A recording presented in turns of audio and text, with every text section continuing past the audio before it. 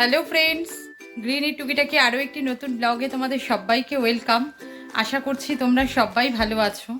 তো আমার আজকের দিনটা কিন্তু অন্যান্য দিনের তুলনায় সম্পূর্ণ আলাদা। তার কারণ হচ্ছে বেশ কিছুদিন আগে তোমাদেরকে বলেছিলাম যে আমার ছেলের আইসিএসসি শেষ হয়ে গেলে আমরা ঘুরতে যাচ্ছি। তো আজকে হচ্ছে ফাইনালি সেই দিনটা যেদিন আমরা বেরোচ্ছি, রওনা দেবো আর কি। তো আমরা কোথায় যাচ্ছি সেটা এখনও তোমাদের জানানো হয়নি। আমরা যাচ্ছি হচ্ছে কাশ্মীর। তো আমাদের 2টোর সময় ট্রেন, এখান থেকে নিউ ব্যারাকপুর থেকে শিয়ালদা, আর শিয়ালদা থেকে দিল্লি আমাদের রাজধানী হচ্ছে বিকেল 4:50-এ। আমার দাদারাও আসছে ওদিক থেকে, বনগাঁ থেকে। তো আমরা মোটামুটি সবাই রেডি, এবারে হচ্ছে বেরোবো। বেরিয়ে তারপর আবার তোমাদের সাথে কথা বলছি। 1:30টার সময় আমাদের টোটো আসার কথা বলা হয়েছে। একটা টোটোতে লাগেজ যাবে আর একটা টোটোতে আমরা যাব। 2টো টোটো বলা হয়েছে। তো এই হচ্ছে আমাদের টোটাল লাগেজ, আর শুধু আছে হচ্ছে আমার হ্যান্ডব্যাগটা, আর বাদবাকি সব লাগেজই এখানে রাখা হয়েছে। নিউ ব্যারাকপুর থেকে আমরা ট্রেনে উঠে পড়েছি। তবে বড়দাদের আর আমাদের না একই ট্রেনে যাওয়ার কথা ছিল, তো গন্ডগোল হয়ে গেছে। আমরা আগের হাবড়া লোকালটাতে উঠে পড়েছি। আসলে নিউ ব্যারাকপুর স্টেশনে না অ্যানাউন্সমেন্ট করে না যে কোন ট্রেন ঢুকছে, যার জন্য আমরা ভেবেছি এটাই বোধহয় বনগাঁ লোকাল আসছে। আমরা যার জন্য এটাতেই উঠে পড়েছি। তারপরে শুনলাম যে না, এটা হাবড়া লোকাল। তো বড়দারা পরের ট্রেনটাতে আসছে, পরের বনগাঁ লোকালটাতে। শিয়ালদা স্টেশনে নেমে গেছি আমরা। আর এই যে আমাদের ট্রেন দাঁড় করিয়েছে 1 নম্বরে, আর রাজধানী দিয়েছে হচ্ছে 12তে। 1 নম্বর থেকে 12 নম্বর যেহেতু অনেকটা ডিস্টেন্স, আর আমাদের অনেকগুলো লাগেজ হয়েছে, তো সেই কারণে এখান থেকে কুলি নেওয়া হয়েছে লাগেজের জন্য।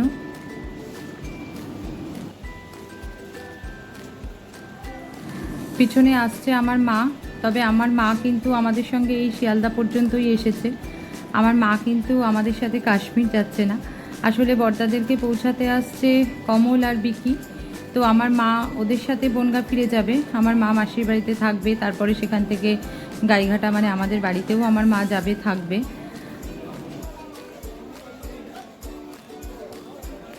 প্লিজ কাম, তোমার জন্য আমি কখন থেকে ওয়েট করছি। আমরা নিয়ে আজ ভুল ট্রেনে উঠে পড়েছি তাই। কালকে স্কুল আছে। পৌঁছে গেছে বড়দারাও, আর আমরা ফোন করে ওদের বলে দিয়েছিলাম যে একেবারে 12 নম্বরে চলে আসতে। বসো বসো, এই তো বসো বসো।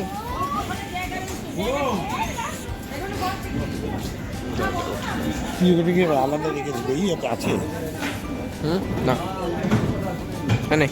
আমাদের ওই ফিডব্যাক দুটো ধরে ছোটা।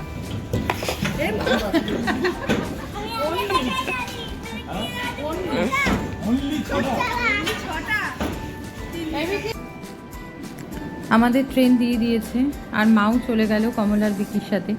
তো মা যখন চলে যাচ্ছিল তখন সত্যি মনটা ভীষণ খারাপ লাগছিল, কিন্তু কিছু করার নেই। মাকে অনেকবার বলেছিলাম আমাদের সাথে যাওয়ার কথা, তো মা ঠিক ভরসা করে উঠতে পারেনি অতটা জার্নি আর অত ঠান্ডার মধ্যে, সেই কারণে।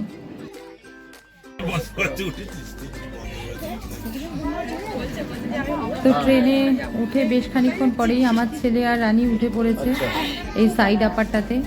আসলে এই শিয়ালদা থেকে দিল্লি যে রাজধানীটা আমাদের, তাতে না আমরা একটাও লোয়ার বার্থ পাইনি, যার জন্য আমাদের একটু প্রবলেমই হচ্ছে। তো আমার ছেলে যেহেতু ওপরটায় উঠলো, সেই জন্য রানীকেও তুলে দেওয়া হলো যে যাক, ও তাহলে ওপরটাতে নিশ্চিন্তে থাকতে পারবে।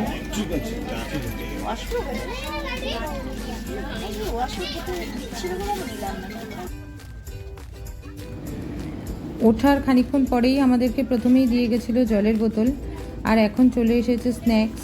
তো স্ন্যাক্সে ছিল কচুরি, ওই যে খাস্তা কচুরি টাইপের যেটা হয় সেটা ছিল, একটা স্যান্ডউইচ, টি ব্যাগ দিয়েছিল, আর দিয়েছিল একটা চিড়ে ভাজার প্যাকেট, আর দিয়েছিল হচ্ছে সোনপাপড়ি টাইপের একটা মিষ্টি।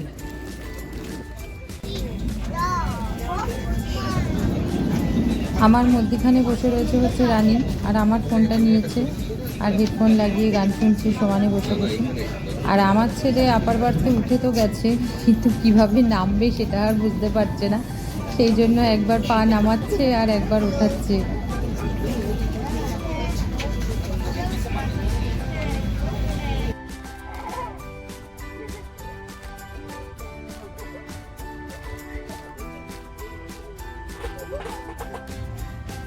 ডিনার হয়ে গেছে, ডিনার কমপ্লিট করে এখন সবাই শোয়ার বন্দোবস্ত করছে। তবে ডিনারে দিয়েছিল ভাত, রুটি, চিকেন, একটা সবজি, ডাল। তবে খাবারের কোয়ালিটি একদম বাজে, মানে টেস্ট কোনো কিছুরই নেই বললেই চলে। না চিকেনের টেস্ট আছে, না ডালের টেস্ট আছে, কোনো মতে পেট ভরাতে হবে তাই খেয়েছি। আর এদিকে একটা আপারে আমি, একটা আপারে বৌদি, আর এদিকের একটা আপারে হচ্ছে আমার ছেলে, আর ওদিকটায় আমার বরের সাথে, ওদিকের আরেকটা আপারে আমার বরের সাথে ঢুকেছে হচ্ছে রানী। ও নাকি কারোর সাথে শোবে না, ও শোবে পিপোর সাথে। তো সাইড আপারগুলো তো এমনিতেই একটু ছোট হয়, আর তারপরে ওরা দুজনেই শুয়েছে ওখানে। আমি তো সমানে বলে যাচ্ছি আমার বরকে যে তুমি না রাত্রিবেলা পড়ে যাও, কারণ 5 ফিট না পারবে, 5 ফিটে না পারবে সোজা হয়ে শুতে। ওই যে দেখতে পাচ্ছ রানীকে, ও ঢুকেছে পিপোর পাশে, ও নাকি পিপোর সাথে শোবে। এত জায়গায় আমরা ঘুরতে গেছি, তবে এবারের মতন কোনো জায়গাতে আমাদের হয়নি। 6টা সিট, 6টাই আপার, একটাও লোয়ার বা মিডিল কিচ্ছু করেনি। আর এখন হচ্ছে পরের দিন সকাল, আমরা ঘুম থেকে উঠে পড়েছি অনেকক্ষণ আগেই। আর রাত্রে তো সেভাবে ঘুম হয়নি, কারণ ট্রেনে তো আর সেই গভীর ঘুম হয় না, বারবার জেগেছি, ঘুমিয়েছি, এরকমই হয়েছে। তো এখন চলে এসেছে ব্রেকফাস্ট। তো ব্রেকফাস্টে দিয়ে গেছে হচ্ছে ব্রেড, বাটার, অমলেট আর ফ্রুট জুস। তো রানী তো কিছুই খেলো না, ওর নাকি খিদে নেই, শুধু খেলো হচ্ছে একটুখানি অমলেট, আর বললো ফ্রুট জুসটা খাবে। তো আমরা সবাই বললাম যে একটু বাদে খা, খালি পেটে এক্ষুনি ফ্রুট জুস খাস না, একটু বিস্কুট টিস্কুট খেয়ে নে। আর বাদ বাকি আমরা বড়রা সবাই সব কিছু খেয়েছি।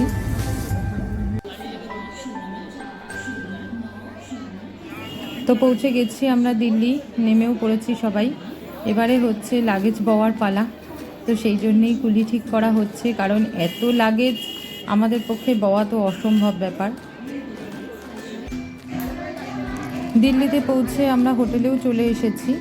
একটা রুম নিয়েছিলাম আমরা এই কয়েক ঘন্টার জন্য, কারণ ফ্রেশ হওয়া, তারপর রেস্ট করা, এসবের জন্য আমরা একটাই রুম নিয়েছি।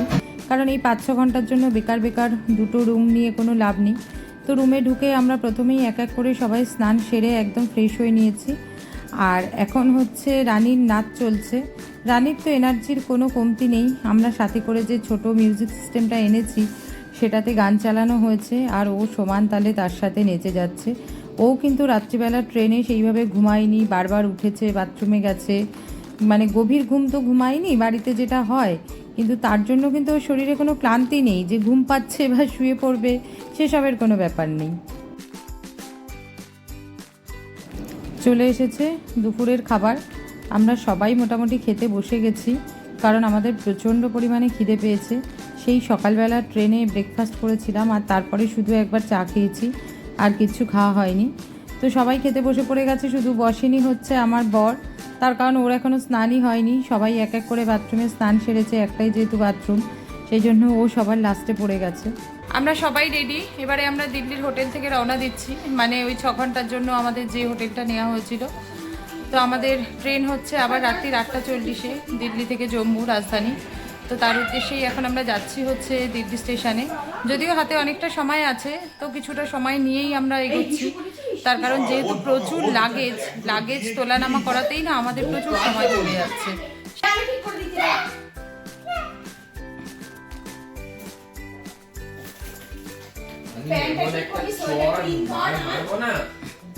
কিন্তু ভেঙে যাবে।